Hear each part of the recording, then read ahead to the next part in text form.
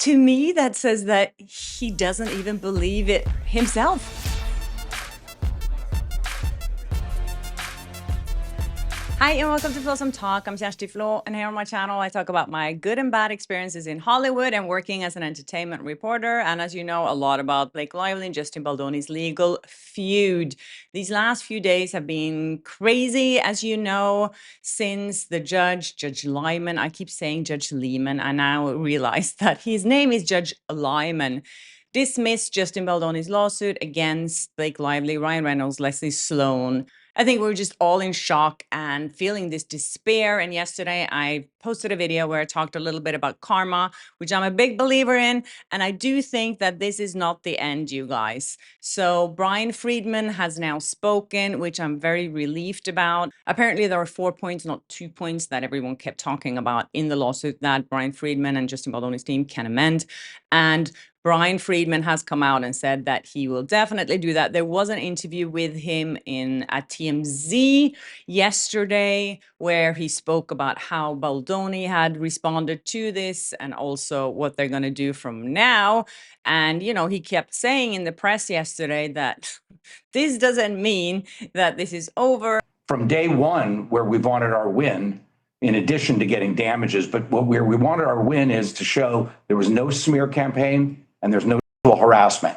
And she hasn't proved a thing. As a matter of fact, it's just the opposite. And that he is going to depose Blake Lively this month if she shows up, he said. And he said also some of the things that I was worried about that I said yesterday, that he's worried she's going to drop the claims. I'm really hoping that she doesn't drop her lawsuit. Well, why would she? Because she's on a false victory tour. And I think that's one of the reasons that is so important that they actually amend the complaint so they keep this going. And I think in that amended complaint, they are going to use all the explosives that they have. I'm very excited to see what they can come up with on, I think it's June 23rd or something like that, which is the deadline.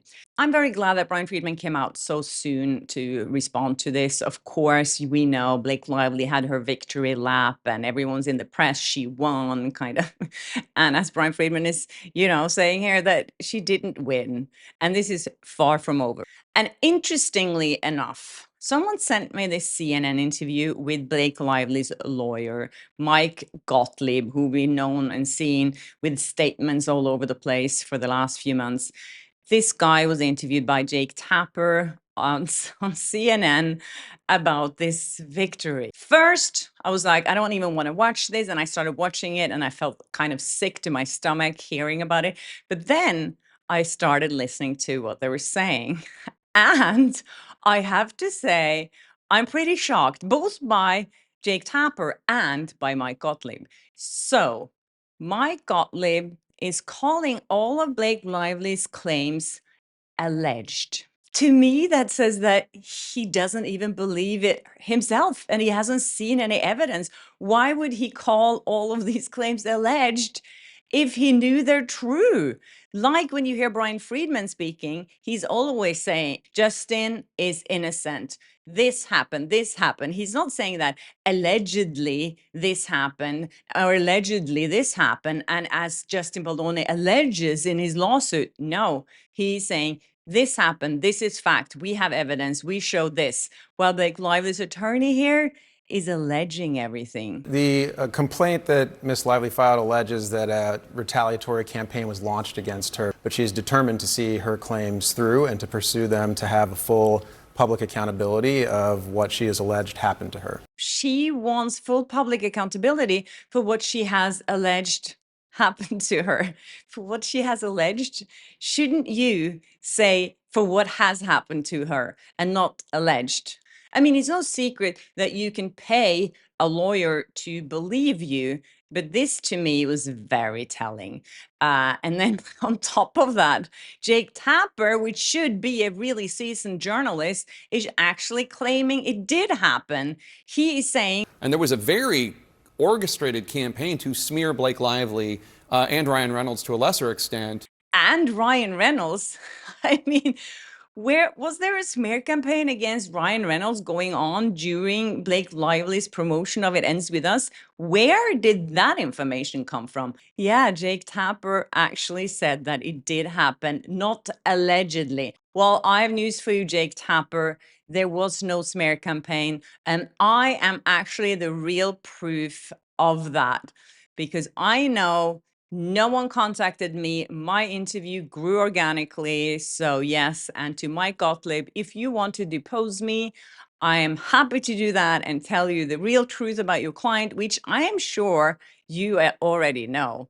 Because when he is using this language to talk about Blake Lively's claims that they're all alleged, I have a feeling he also does not believe Blake Lively. And he knows that she has absolutely no evidence, because if there were any evidence, we would have seen them. Then Jake Tapper asks about Taylor Swift. And what all of us, of course, wanted to know is how Blake Lively feels about the fact that she's been accused of blackmailing Taylor Swift. Instead, Jake Tapper asked Gottlieb about what he feels about how Taylor Swift was dragged into this, and she had nothing to do with it. You slammed Baldoni's team for bringing Taylor Swift into this.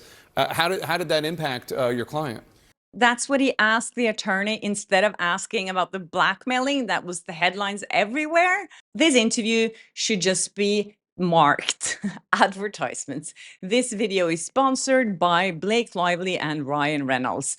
I mean, as a journalist, you should really ask some more critical questions. Like, why didn't you ask about the public opinion and why he thinks that most people don't believe Blake Lively? Why did he not ask that question?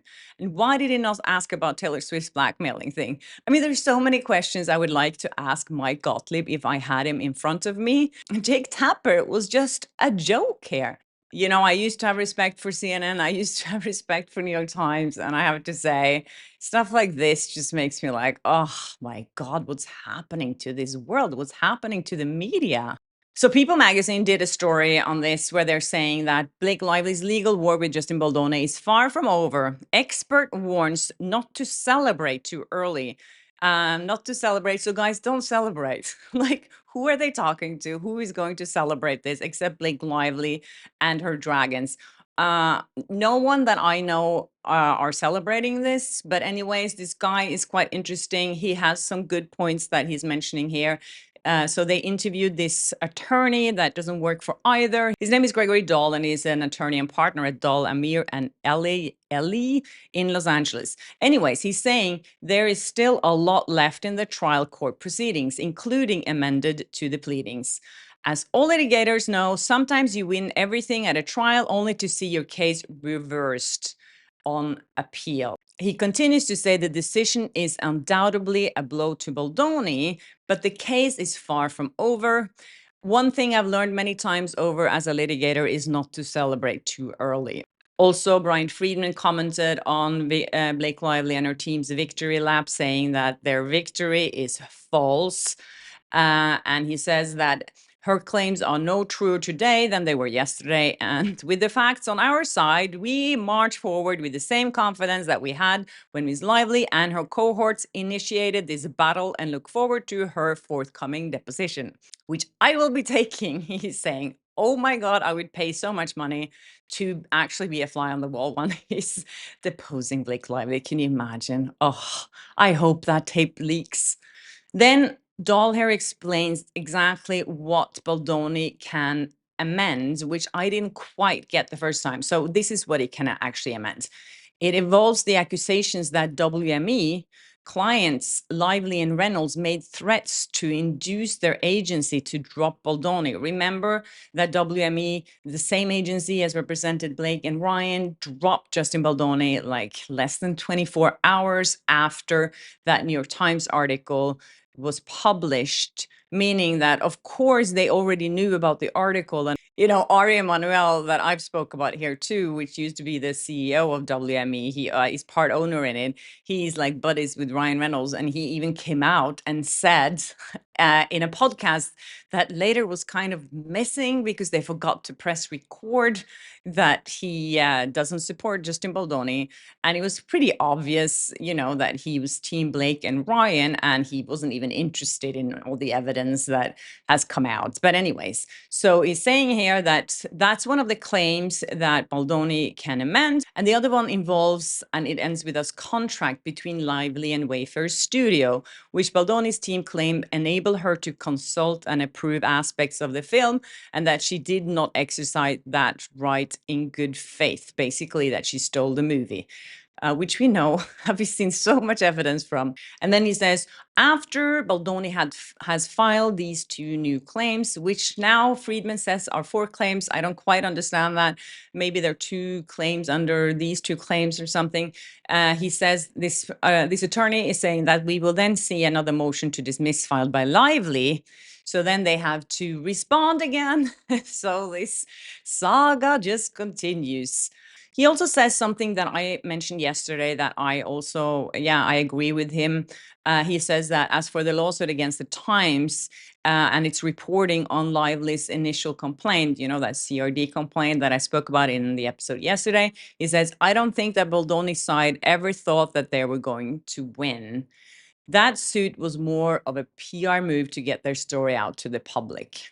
And I do think so too. And I think every attorney that I spoke to has said the same thing, that these lawsuits are just incredibly difficult to win in the US because the victims are protected, which I think is a good thing in many ways, but not when it's abused. And the system needs to make rules so it's not possible to abuse it like this, because this is just a terrible example of how the justice system is really flawed. There's also a story about Liz Plank. Remember her, the one that Justin Baldoni had a podcast with for 4 years. They did this podcast, or 5 years together. And then less than 24 hours after New York Times published that article, she dropped him very publicly, which was really like, I don't know, how can you be working with someone for so many years and then you just read an article about them? Did she even call him and ask him, is this true? Probably not. And there's links to her and Ryan Reynolds and Blake Lively, as I talked about before. Anyways, now she started a new podcast called Boy Problems. And someone commented somewhere online, I don't know, I'm just quoting Daily Mail here, who has published these comments from Instagram, where someone said, I just saw the funniest boy problem get dismissed by a federal judge in New York. Lol. While Liz quickly responded, LMFAOOO, laughing my effing ass off. Yeah. Then Daily Mail picked it up and wrote about it. And then Liz Plank was like, oh, I didn't mean it. I didn't think about it. It was Justin Baldoni. I thought it was about Trump. Did a federal judge just dismiss a case against Donald Trump that we all missed? I didn't see that. How can the thing is, she's lying her ass off here and she's pretending that we are so stupid that we believe her. So on her own Instagram story, she is posting this article from the Daily Mail where it says Liz Plank addresses Justin Baldoni's legal battle with Blake Lively for the first time since quitting their podcast, as she makes savage remark amid his countersuit being dismissed. And then she puts a big statement saying this story is fake. And she says, I responded to a comment assuming it was about Trump, the guy actively dismantling democracy, because that's the boy problem I think about daily. Yeah, right. That's so lame. You did not think that was about Trump. I'm sorry. And then she says, every time a conspiracy theory is fabricated about me, I get death threats or doxxed. Shame on the Daily Mail for printing this trash for clicks. Go touch grass. Very aggressive, Liz Plank. Wow. When you get that aggressive back, you are always guilty. I'm sorry. When we get really defensive like that, if it wasn't true, she would just be laughing about it and said, oh gosh, I didn't mean that. It was about someone else, not Trump, because that makes absolutely no sense. But she could have made up a better excuse. Anyways, another Blake Lively supporter, Salma Hayek, is getting a lot of heat on social media. Someone sent me some of the messages that she's been getting or comments she's been getting on social media, and it's pretty brutal. A lot of people are pointing out, she did have that dinner with Blake Lively a couple of weeks ago when they were posing for cameras and Blake Lively was smiling, and they went out to dinner in New York somewhere. This was just when that blackmailing story was, I think, from Taylor Swift. And she was like, oh, I have Salma Hayek. And since we know now from a few days ago that Doug Judge Lyman's brother is represented by CAA, which is Salma Hayek's husband's agency. He owns CAA, the talent agency that represents Doug Lyman, who is a big guy in Hollywood, who's the brother of the judge. And now people are speculating why Blake Lively had dinner with Salma Hayek a few weeks ago. Anyways, now people are also attacking Salma Hayek for being friends and protective of Blake Lively, which I do get. So let's see if she comes out in response to anything. She hasn't reacted to this big win, but it's obvious that they're close friends. And yeah. Then, Glenda, thanks for sending me this. This is Robin Lively, who is Blake Lively's sister, as you know. She is now selling messages on Memo for $45. So you can get a personal message from her for $45. Like Glenda pointed out to me here, why does she have to sell herself for $45 when her sister is a billionaire? And as you know, she is the BFF of her sister. She's with her wherever she goes outside. Robin is there to get some attention for herself, and she's promoting herself, as you can see in this little clip. Girls, I am so excited to be on Memo. I'm even more excited to meet you guys. So let's do this. Hit me up, supersonic idiotic top that. Yeah. Like sister. I was tempted to actually order a $45 message from her to say that she's so sorry on behalf of her sister for being a see you next Tuesday and for being horrible to Justin Baldoni, for ruining his life and for ruining his family. Yeah, wouldn't that be funny?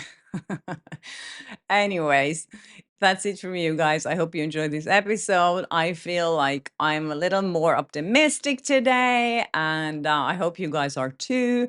And thanks again for watching. And if you haven't subscribed yet, please do. I see a lot of people, half of the people watching my videos haven't subscribed yet. So I really appreciate if you make the effort and just hit the notification bell so you don't miss an episode of Flawsome Talk ever. And yeah, I'll see you in my next episode. Bye.